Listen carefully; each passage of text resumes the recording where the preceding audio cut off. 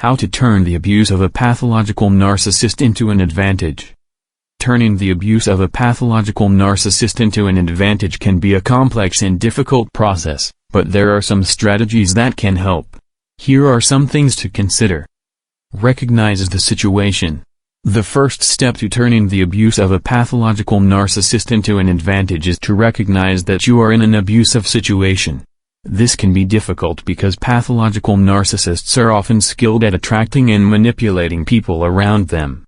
However, recognizing that you are in an abusive situation is the first step towards recovery and change. Establish your boundaries. Once you have recognized the abusive situation, it is important to establish your boundaries. This means identifying what is acceptable and what is not, and communicating these boundaries to the pathological narcissist. This can be difficult because pathological narcissists are often resistant to change and the requests of others. However, establishing your boundaries is a crucial step in turning the abuse into an advantage. Be assertive. Being assertive means communicating your needs and requirements clearly and decisively. This can be difficult with a pathological narcissist because they tend to be very critical and judgmental. However, being assertive is a way to make your voice heard and defend your rights. Do not get emotionally involved. Pathological narcissists tend to manipulate the emotions of the people around them. To turn the abuse into an advantage, it is important not to get emotionally involved and to maintain some emotional distance.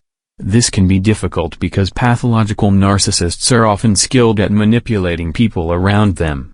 However, maintaining some emotional distance is a way to protect yourself from the effects of abuse. Seek professional help. To turn the abuse of a pathological narcissist into an advantage, it can be helpful to seek professional help.